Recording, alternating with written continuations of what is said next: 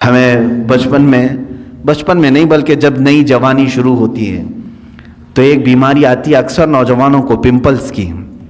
خاص طور پر حکماں جو ہیں علاج اس کا سب سے بہترین علاج یہی بتاتے ہیں کہ اس کو ہاتھ نہ لگاؤ، بس اسے ناخن نہ لگاؤ، اس کو پھوڑو مت، اس لیے کہ وہ دھبا پیدا کر دیتا ہے. تمہیں بے قراری ہو رہی ہے اور جب تک اس کو نہ نکالوں، حالانکہ وہ بہت خراب تو نہیں لگتا لیکن تمہیں خراب لگنے لگتا ہے. یہ سائیکالوجی ہے. اس کو پھوڑ دیتا ہے، کھینچ کے نکال دیتا ہے. کچھ لوگوں کو تو میں نے دیکھا بلیڈ سے کاٹتے ہوئے، زخم تو کر لیا لیکن وہ ہمیشہ کے لیے اس پہ داغ رہ گیا. اب اس داغ کو ختم کرنے کے لیے پتہ نہیں کتنے کریم لگاتا ہے. پھر اس کو لیپا پوتی کی جاتی ہے. گناہوں کے ایسے ہی معاملات ہیں.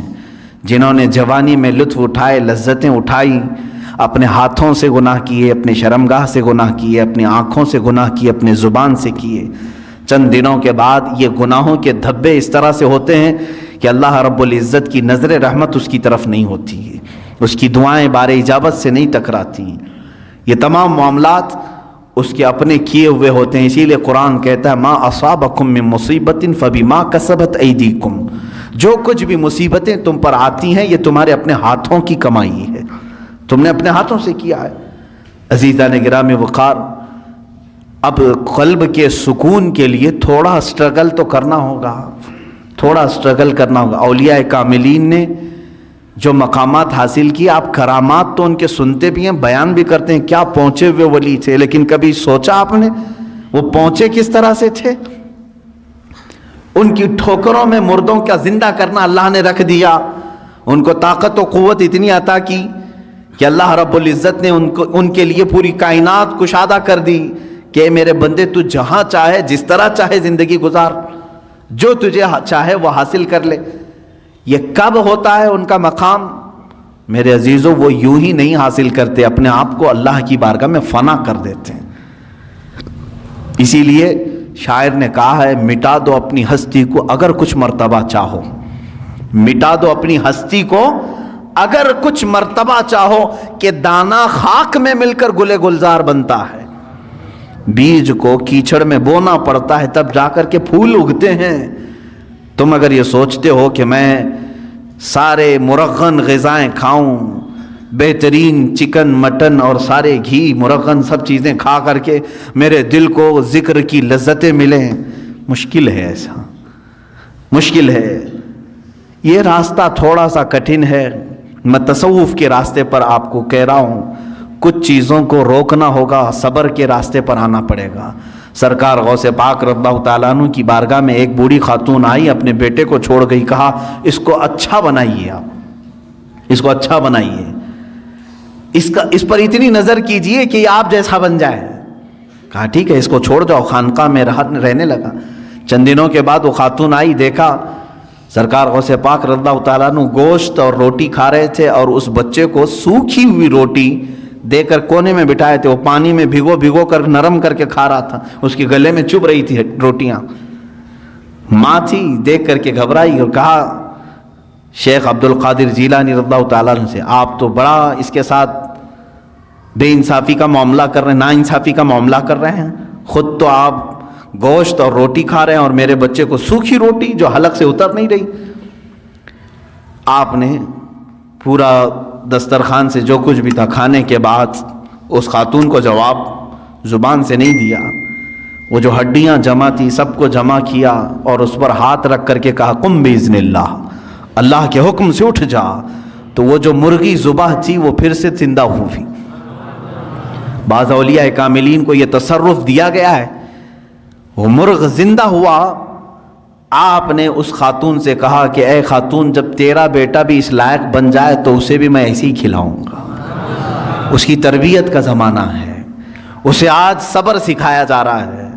میرے عزیزو، آج یہ میرے لیے بھی نصیحت ہے، آپ کے لیے بھی نصیحت ہے. ہم اچھے کھانے کھاتے ہیں لیکن ہفتے میں ایک مرتبہ اپنی زندگی میں ایسا دن بھی رکھو کہ یا تو وہ دن روزے سے ہو جائیں یا تو پھر اس دن فاقہ اس طرح سے کریں کہ جس کو نفس نہ پسند کرتا وہ چیز ہم کھائیں. سوکھے چوڑے ہمارے ہاں ملتے ہیں، ظاہر سی بات ہے اس کو چبانے میں دقت ہوتی ہے. اس نفس کو مارنا ہو تو ایک دن ایسا رکھو کہ اسی کو کھا لیں ہم. روٹیاں سکھا کر کے رات کو اولیاء کاملین رکھتے تھے صرف اپنے نفس کو مارنے کے لیے. جب تک آپ یہ جنگ نہیں کریں گے ذکر کی لذت آپ کو نہیں ملے گی. ہاں آپ اللہ اللہ اللہ اللہ کریں گے, سر ہلے گا, دل کچھ بھی نہیں ہلے گا.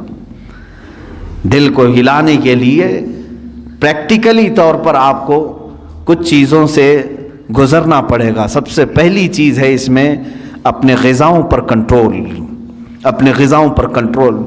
یہ غذاؤں کی لت جو ہے ہمیں آج حرام کاریوں کی طرف لے جا رہی ہے. زبان کے چٹخارے جو ہیں بہت خطرناک ہیں. اسی لیے دنیا میں دو ہی شہوت ہے, سب سے بڑی شہوت, ایک شرمگاہ کی شہوت اور ایک زبان کی شہوت. ان دو کو اگر کسی نے شکست دے دیا تو وہ ولی بن جائے گا, ولی بن جائے گا.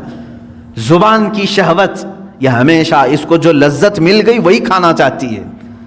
جس کو گوشت کھانے کی لذت میں, گوشت حرام نہیں ہے, حلال ہے, لیکن کوئی اگر اس کا ایڈکٹ ہو گیا کہ بغیر اس کے تو مجھے چلتا ہی نہیں, تو گویا کہ تم گوشت کے غلام ہو, اپنے اوپر کسی چیز کو تم نے لازم کر لیا ہے. کچھ چیزیں ایسی ہیں میرے عزیزوں کہ یہ زبان تم سے وہ سب کراتی ہیں. اگر ایڈکٹ ہو گئے تھے, بغیر گوشت کے کھا نہیں سکتے تھے, اتفاق سے ایسا وقت آ گیا زندگی میں کہ پیسہ بھی نہیں ہے, کچھ بھی نہیں ہے, گوشت گھر میں نہیں آیا, کیا کریں گے؟ زبان دوسری چیز تو نگلتی نہیں, چوری کریں گے. اور کسی ایسی جگہ پر گئے جہاں پر صرف خنزیر کا گوشت مل رہا ہے وہ بھی کھا لیں گے. کھاتے ہوئے میں نے دیکھا ہے ممبئی میں, زبان کا چٹخارا ہے. پیزا میں پیزا ملتا ہے, خنزیر کا گوشت ڈال کر کے آدمی بیچ رہا ہے, لوگ خرید رہے ہیں, کھا رہے ہیں. نان ویج کھانے کا ایک شوق ہے. میرے عزیزوں, کوئی بھی چیز اپنے اوپر اتنی غالب نہ کر لو کہ تم اس کے غلام بن جاؤ اور مجبوری میں تمہیں وہ سب کرنا پڑ جائے. ہاں, دنیا سے بقدر ضرورت چیز اٹھاؤ, کسی بھی چیز کو اپنے اوپر حاوی ہونے نہ دو. دو بزرگوں کی بات میں بتا کر کے اپنے ذکر کی مجلس شروع کرنے جاتا ہوں. ایک ہیں سیدنا ابو بکر شبلی رضی اللہ تعالیٰ عنہ, سیدنا جنید بغدادی رضی اللہ تعالیٰ عنہ کے خلیفہ مجاز, مرید صادق.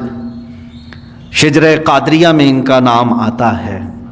بحر شبلی شیر حق دنیا کے کتوں سے بچا, ایک کا رکھ عبد واحد بے ریا کے واسطے. سیدنا ابو بکر شبلی رضی اللہ تعالیٰ, ان کے ذکر کرنے کے متعلق تو کتابوں میں یہ لکھا ہے کہ رات کے وقت جب یہ کھڑے ہوتے, دیکھیں نیند کا بھی تو غلبہ ہوتا ہے نا انسان کو. اب زیادہ دیر اگر میں بٹھاؤں تو جمائی شروع ہو جائے گی, ہاں ہو کھولنا شروع کریں.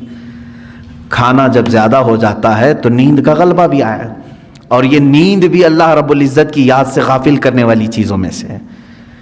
خشوع و خضوع نہیں رہے گا, اطمینان قلب نہیں رہے گا. یا تو مجبوری میں بیٹھے گا, یا تو تماشا دیکھنے کے لیے بیٹھے گا, یا تو صرف نام گنانے کے لیے بیٹھے رہے گا. جو اس کا قلب کا حضور ہے, حاضری, وہ نہیں ہو پائے گی. نیند کا غلبہ آیا. حضرت ابو بکر شبلی رحمۃ اللہ تعالیٰ علیہ سلسلہ قادریہ کے مشہور بزرگ ہیں. رات کو عبادت کے لیے کھڑے ہوئے, جھپکی آئی, اونگ آتی ہے نا, صرف ایک اونگ آئی, اللہ اکبر. اس کے بعد آپ اتنا روئے, اٹھے اور جا کر کے کیا کرنے لگے معلوم ہے؟ نمک میں سلائیاں پھیر کر اپنی آنکھوں میں لگایا. نمک کا سرما لگاتے تھے, صبح تک ان کی آنکھوں سے خون بہتا تھا. لوگ دیکھتے, ان کے مریدین کہتے, روزانہ پھر آپ نے یہی کرنا شروع کیا. کہا میں ان آنکھوں کو کیوں نہ سزا دوں جو مجھے میرے رب کے حضور حاضر ہونے سے روکتی ہیں. میں ان آنکھوں کو کیوں نہ سزا دوں, یہ غافل کرتی ہیں مجھے میرے رب کے حضور حاضر ہونے سے. یہ اسٹرگل ہے. اولیاء کاملین یوں ہی یہ مقامات نہیں حاصل کیے, انہوں نے اپنے آپ کو فنا کر دیا یاد الہی میں. حضرت شاہ مینا رحمۃ اللہ تعالیٰ علیہ لکھنؤ کے بڑے بزرگ ہیں. شاہ مینا کے نام سنے ہوں گے آپ. یہ لکھنؤ میں آج بھی ان کا مزار مرجع خلائق ہے.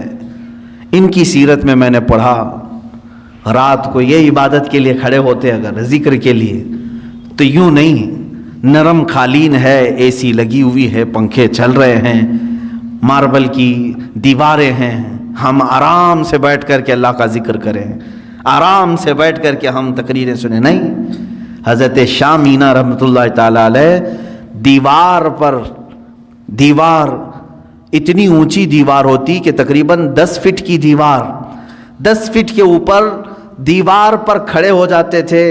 इतनी जगह होती कि उनके 2 कदम रखे जा सकते थे उस दीवार पर, बाकी कुछ भी नहीं, न पकड़ने के लिए कोई चीज होती, कुछ भी नहीं। उसी हालत में खड़े होते। लोग कहते जमीन पर पड़े, कहते हैं कहीं मुझे जमीन पर पड़ते पड़ते सुस्ती आ गई, काहिली आ गई, तो मैं डरता हूं कि मेरे रब की तौहीन ना हो जाए। मैं दीवार पर इसलिए खड़ा होता हूं कि अगर मेरे जिस्म को सुस्ती आ भी गई तो सजा मिल जाएगी, दीवार से धड़ाम से गिरूंगा, जिस्म को जो सजा मिलनी वो मिल जाएगी। दीवार पर ऐसे खड़े होते थे, ऐसे खड़े होते कि पकड़ने के लिए कोई चीज वहां पर नहीं होती। जाहिर सी बात है बिल्कुल अलर्ट आदमी रहेगा इस तरह से। अज़ीज़ान इकराम वक़ार, उन औलिया कामिलीन की इबादतों को हम नहीं पहुंच सकते, लेकिन ये वाक़यात हम इसलिए सुनाते हैं कि उसका एक उशर अशीर, एक ज़र्रा तो हमारी ज़िंदगी में आ सके। हम अगर गौसियत के मकाम को नहीं हासिल कर सकते तो उनकी इबादत, उनकी रियाज़ात का कुछ हिस्सा तो हासिल कर सकें, कुछ चीज़ें हमारी ज़िंदगी में तो आ जाएं। आज हम बरसों से जिक्र की मजलिसों को छोड़े बैठे हुए हैं, ना हमें कोई कराने वाला है ना हम करने जा रहे हैं।